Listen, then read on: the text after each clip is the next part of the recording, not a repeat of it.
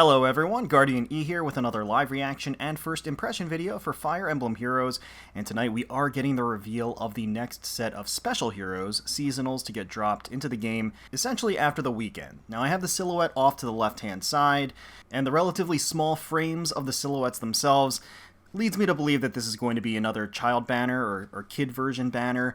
This may be an unpopular opinion, but I am actually not the biggest fan of these seasonals. I'm not terribly excited about child variants of a lot of the cast, but all the same, if we take a look at the silhouettes themselves, I mean, that giant ponytail can mean a lot of things. I mean, obviously the first character that comes to mind is Lyn, but I don't think they would release another Lyn so soon. Lind also comes to mind as a potential option. I could see Tana being there, and that would certainly match the male being Innis if they are in fact a duo unit. So I'm not entirely sure. I would love to see another Tana. I like Tana a lot, although, again, I don't really want to see a child version of Tana. But anyway, let's jump into the trailer. We'll watch it blind the first time through and react, and then we'll watch it again to just evaluate the banner as a whole to see if it's one that I think is worth pulling for. So let's get started. Alright, well, let's get started. I'm not looking at my screen. I'm going to press play and then wait for that text to leave so we can actually look at the trailer unspoiled. So let's see. Royally adorable. Okay, so yeah, it's gonna be the kids. It's gonna be the babies. Oh, that's definitely Tana. Frelian Starlight. Just very cute. Just very cute. Flying Lancer. It's very appropriate, of course. Look at that range. That's Halloween Know You're Refine range. Lance of Frelia. SD Near Trace 3. A rain skill. Okay. Alright. And she's got like a mini Canto? Jeez. La Rochelle? Seeker of Justice? Okay, alright. She is going to be a cavalry cleric. That's interesting. Do we have La Rochelle emblem? No, I think we need one more for La Rochelle emblem, right? Okay. Well, oh, I love the, I like the staff effect, the weapon animation. Oh man, are all of them gonna have like some variation of Canto? Because I don't know. Grado's gaze. Okay, so was this? Okay, Lyon. So he was he's gonna be an infantry blue tome user. I mean, that's very appropriate too. Tome of Grotto, Iceberg. So yeah, he's gonna be the 4-star demote, I'm guessing. And I mean, it would make sense then that Ephraim is the or Eirika maybe. Oh, okay. Well, there we go. Twin Refulgence is going to be the duo of Eirika with Ephraim in tow. Okay. Okay, Blade of Renee. Luna, Distant Foil, Null Follow-Up 3, Joint Drive Speed. Okay. And Duo Skill. Grants Dodge. Reduce damage by area of... Okay. Oh, man. Alright, well, we're going to take a closer look at everything, of course. But let's see how their Duo Skill looks. Striking the pose. As always, the chibis striking the pose of the art. The attacking art. When they're doing their duo. So I guess it's damage reduction. Some pretty heavy damage reduction. And a heal and a lot of damage. Childhood Encounter Paralogue Story. Okay, alright. Some Sacred Stones baby action here. And that's going to be Innis right there, of course. So we did end up... The silhouette, I think, was, in fact, Tana and Innis. And it wasn't as though they were the duo. It's actually the duo of Eirika and Ephraim, which makes a lot of sense. So yeah, it looks like we'll be getting a free Innis, which is nice. Special heroes are here starting on the 19th of April and going for the entire month. Anything else to look into? No, that's the end of the trailer.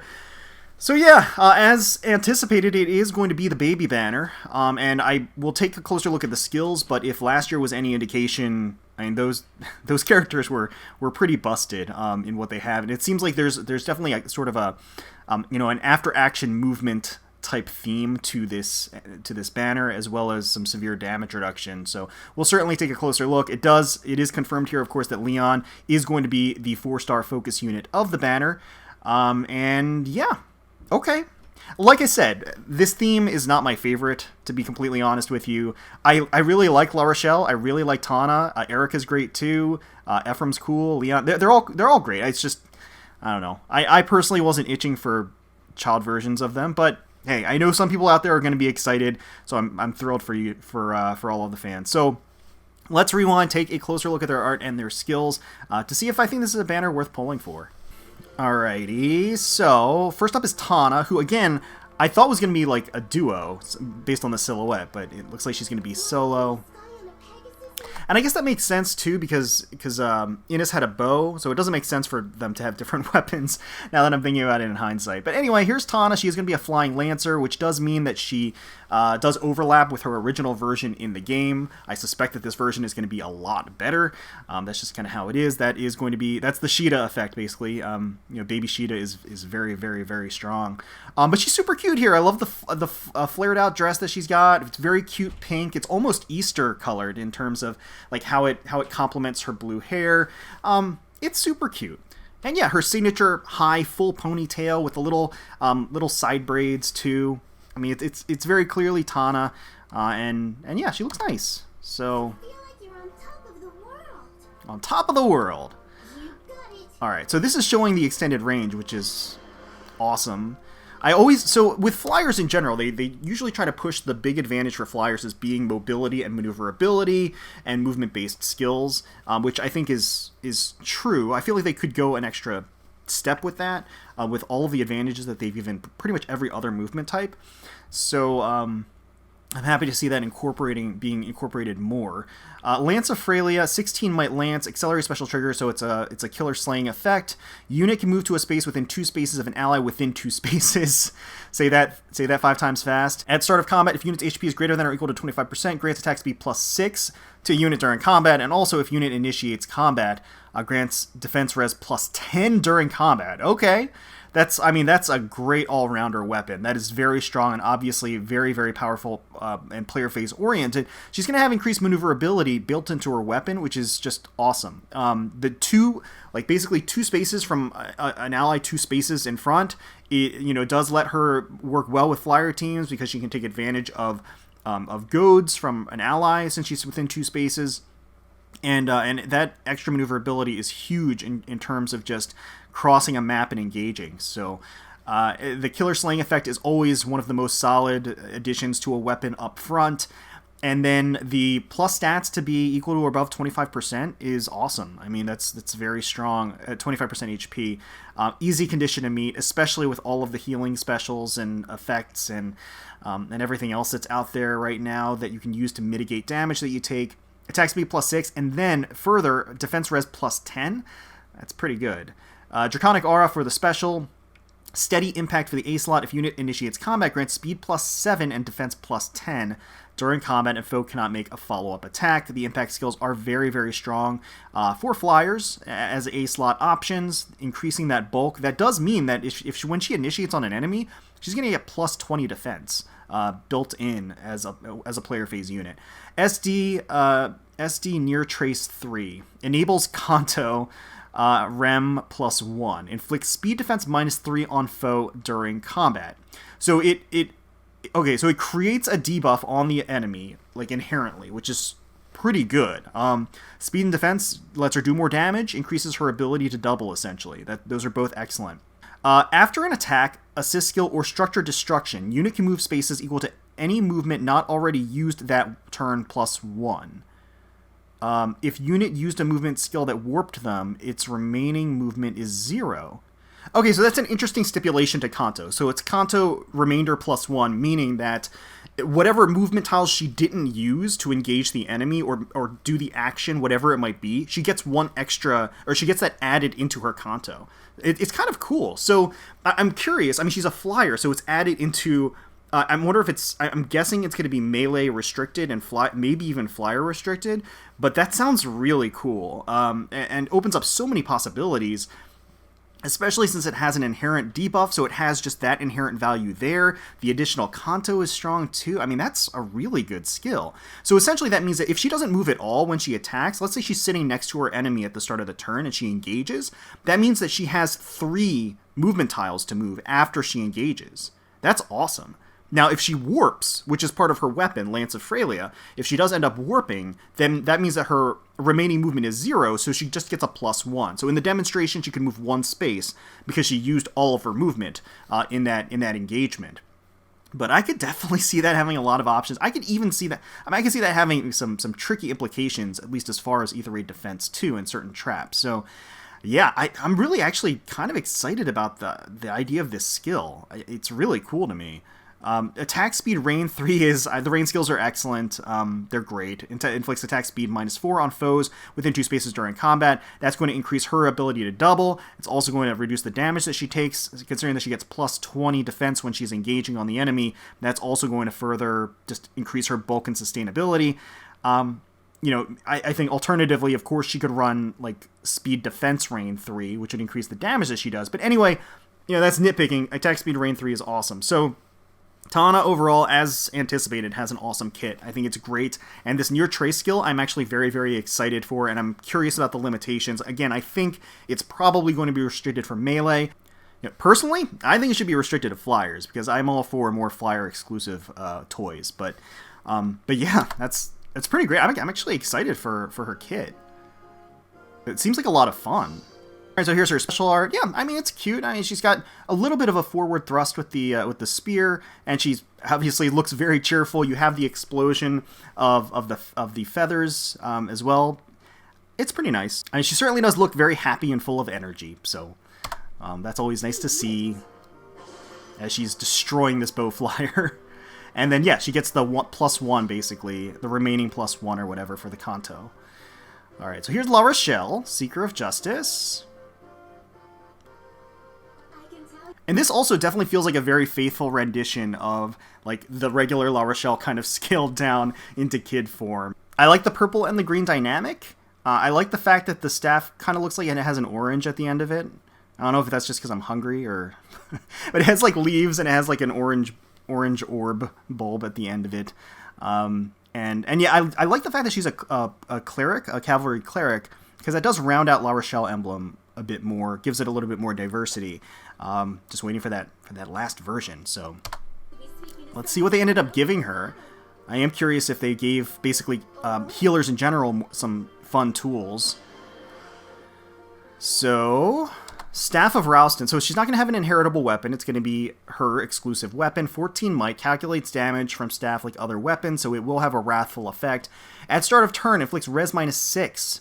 And status preventing counterattacks on closest foes within 5 spaces of unit through their next actions. If unit initiates combat, grants attack speed +6 during combat. What? Alright, so my initial reaction was a little bit out of bitterness, because obviously Brave Camilla only has +3 to attack and speed when she is player phasing, and La Rochelle has +6 to attack and speed. But anyway, at start of turn, inflicts res -6. Okay, so that's just lets her do more damage. I mean, she's just going to be doing that much more damage on the enemy. It may as well be, you know, +12 to her attack, so that's pretty great. Status preventing counterattacks on closest foes within 5 spaces of unit through their next actions. Now, bear in mind, it is an activated debuff. It is not an in-combat debuff, so that does mean that there are a plethora of skills out there that nullify those types of debuffs in general.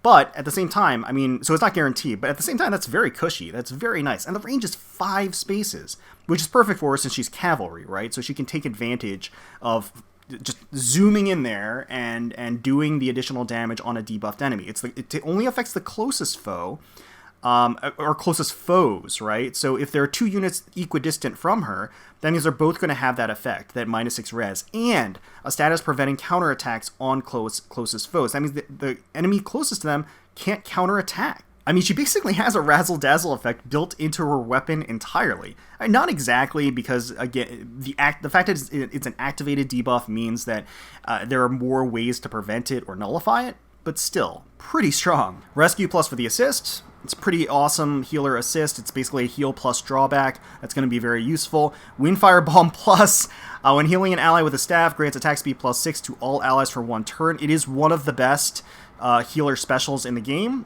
Up until now, it was only available on Brave Veronica. She was the only unit that had it by default. So now we have a seasonal that has it with La Rochelle here. Attack speed push 4, amazing A-slot skill. At start of combat, if unit's HP is greater than or equal to 25%, grants attack speed plus 7, but after combat, if unit attack deals 5 damage to unit. Now, SR Far Trace 3 enables Canto Rem. So, inflicts speed res minus 3 on foe during combat. So, we know at least cavalry have the trace skills too. Now, at least. So, Canto Rem. After an attack's assist or structure destruction, unit can move spaces equal to any movement not already used that turn. If unit used a movement skill that warped them, its remaining movement is 0. So, rather than Rem plus 1 or remainder plus 1, this is just remainder. That's interesting. Let's say that La Rochelle moves forward 2 spaces, attacks. After the turn, she can move back 1 space, or, if she moves forward 1 space, she can move 2 spaces. If she doesn't move anything, and then she just attacks something that's within 2 spaces of her, then she has three movement range afterwards to Canto. So that feels relatively fair. But, I mean, yeah, she's going to be doing huge damage as a healer, and the fact that she can use the trace skill because she has the unique function. No other healer has basically a razzle-dazzle effect built into their weapon, and so she's kind of perfect for using a B slot like that. I mean, opening up B slots for healers is huge. So, I didn't even... Oh, I completely forgot to check out her art here. So, yeah, the art is cute and whimsical. It doesn't really look like she's attacking here. She looks very calm, like very placid. And not only that, like she is just, I don't know, it's not really like attacking art. She just kind of looks like she has her arms outstretched. She's kind of going la la la and walking along the road or something like that. I don't know.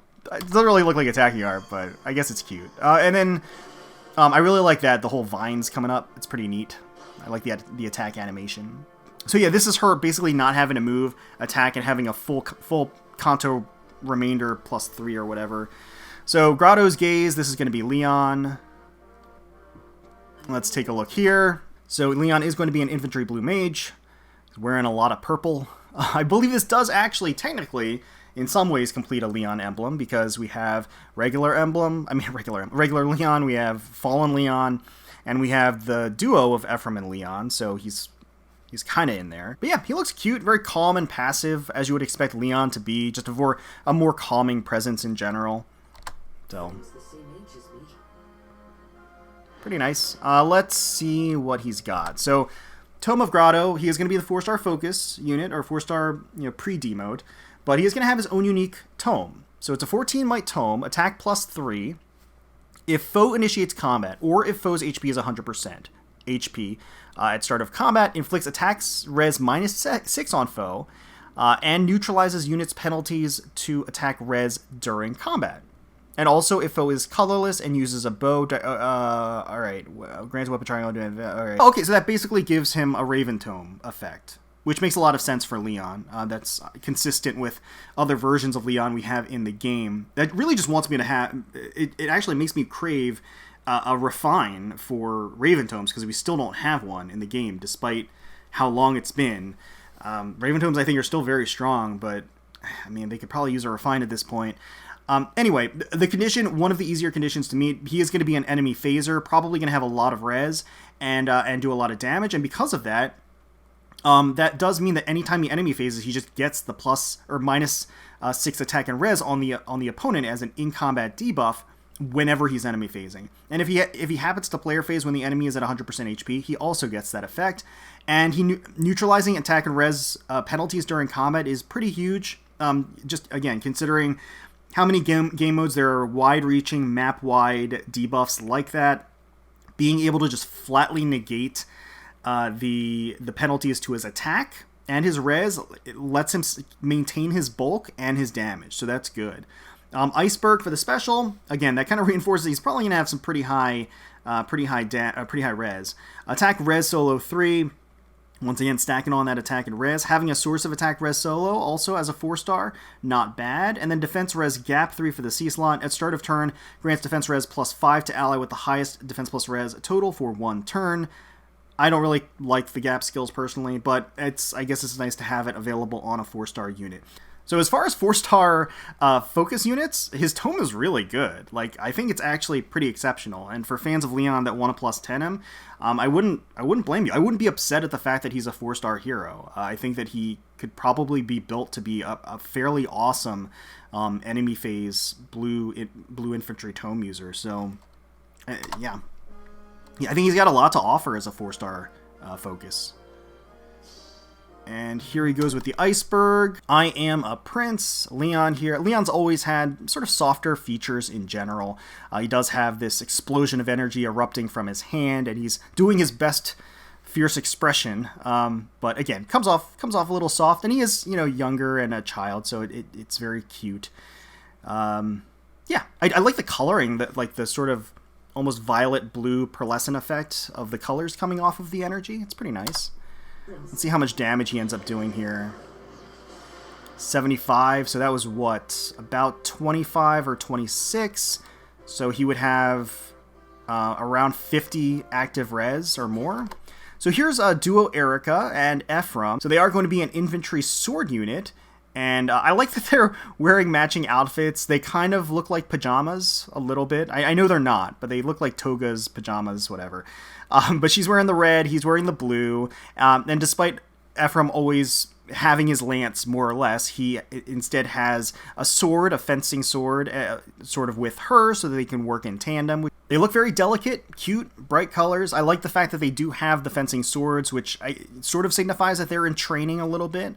Or training with each other, or have training swords, whatever. But I think that's a nice touch. And they're like smaller swords for their stature. Don't strain yourself. Don't strain yourself, Eirika. All right, well, look at this giant description. Blade of Renee, 16 might. So it has a killer slaying effect first up. If unit initiates combat or is within 2 spaces of an ally, such an easy condition to meet. Grants attack speed, defense res +5 to unit, and also, if bonus or penalty is active on unit, deals damage equal to 20% of foe's defense, and also, if unit deals damage to foe during combat, restores HP equal to 20% of foe's defense. What? Alright, so out of the gate, that seems pretty dumb. So they have a killer slaying effect as long as they are either player phasing or within 2 spaces of an ally, which again is such an easy condition to meet. +5 to all stats, just flat up. And if bonus or penalty is active on unit, either of them, either something is activated on them, whether it's a bonus or a penalty, they deal 20% of foe's defense worth of damage. So it's like a mini moonbow built into the weapon, and the lunar brace or whatever Eirika traditionally has. And then also, if unit deals damage to foe during combat, restores HP equal to 20% of foe's defense. That's in combat healing. That's based on the enemy's defensive stat. And considering the inflated defenses that we have in the game right now as far as those stats are concerned, that's a really substantial amount of healing. So they have great sustain, lots of damage tacked on, huge stat boosts across the board with extremely easy condition to meet, and a killer slaying effect. This weapon is amazing. Luna for the special. Treats foe's defense res if reduced by 50% during combat. Distant foil for the A slot if basically a physical weapon is used against them. Grants attack defense +5 to unit during combat, and unit can counterattack regardless of foe's range. Distant foil, I'm actually not the biggest fan of because the biggest ranged threats tend to be magic users, so I feel like distant foil is not so great. Null follow-up 3 for the B slot neutralizes effects that guarantee foe's follow-up attacks and effects that prevent units' follow-up attacks during combat. Yeah, that was a pretty great choice for them. It's just a useful skill to have for sure, with all of the units out there with just guaranteed follow-ups and preventing follow-ups. Joint drive speed. Joint drives are awesome. Grants speed +4 to allies within 2 spaces during combat, and if unit is within 2 spaces of an ally, grants speed +4 to unit during combat. They're just very versatile. They work on any team, and so it's a pretty natural fit. I mean, honestly, I would say that the A, B, and C slot are very, very flexible for this unit. I haven't seen what the duo skill is, so a lot of that might change based upon what the duo skill is. But their weapon is awesome. Like, their weapon is actually amazing, and then the rest of it can kind of you have the freedom to build them up kind of how you want to because they do so much. So they're pretty strong. They are pretty strong. Let's see. let's see their attacking art here. Eirika really does look adorable here. I do like how they have their matching outfits with the blue and the red, and even on their, I did notice this with the neutral art, even on their swords, they have the blue and the red matching their outfits as well. It is really cute art. Let's see them attack, and then we'll see their duo skill. So, grants dodge to unit and allies within 3 rows and 3 columns centered on unit. Once used, duo skill cannot be activated again right away at start of odd number turns. Okay, so it is a refreshing duo skill. So what is dodge? If unit speed is greater than foe's speed, reduces damage from attacks during combat and from AoE specials, excluding rocker, by percentage equal to the difference of the stats times 4, max 40%. So that's pretty great. So at the touch of a button, they have some damage reduction, which is just going to lend itself even more to their self-sustain, which is very strong. Again, they seem very, very speedy. I mean, just based upon what skills they have at their disposal. So they're going to be able to take advantage of the speed being greater than their foe's speed, probably. What's even greater about this is that since it's a dodge ability that they're granting to their allies, you're going to be able to have this kind of damage reduction effect on movement types that you might not commonly see it on, like cavalry, like flyers. So yeah, I mean, that's pretty cool. It's not like the most amazing duo skill, but it has a lot of utility, and so far it's unique in what it bestows. So that alone is pretty great. So we can see right here them activating it. They're going to get that damage reduction in combat, and you'll see when the enemy attacks, I can't remember if they have an AoE or not, but the AoE will also be reduced. Yeah, as you can see. Yeah. So they're, and also as proof of concept, the ally next to them also gets a nice little damage reduction. So yeah, as a duo, as a unit, Eirika and Ephraim do seem very strong. All of them seem very strong, to be completely honest. And then there's Innes. So we'll find out what he has. We'll find out what he has when the Tempest trial actually goes live. But once again, starting on the 19th, this banner is going to drop. It'll be here for essentially an entire month. And I didn't even take a note of this, but there's 2 blues, 1 colorless, and 1 red, so no greens on the banner. I would strongly recommend not summoning on any greens. As far as summoning strategy is concerned, the discount that you get by summoning full circles is not worth pulling on green stones. Just by nature of the rates and how they work. I'm just going to say that flatly. You can do with that information what you want. The fact that Tana and Lyon are color sharing, so Lyon is the 4-star focus unit, but like I said, I think they're all really great. As the duo unit, naturally, Eirika and Ephraim are probably going to be the high priority for a bunch of people, but they all have really awesome things. Like, I have to say, there's not a bad unit on here, and they're all pretty much worth going for, especially if you're fans of the units and you like what they bring to the table. A lot of them seem really fun, especially with the remainder Canto skills that you have on both Tana and La Rochelle. For me personally, like I said, I'm not the biggest fan of the childhood banners, the kid version banners, so I'm honestly probably not going to really summon for this. It's very tempting because I want some of these skills. Like, I specifically want Tana's B-slot skill, for example. It would be great to use. It'd be so much fun.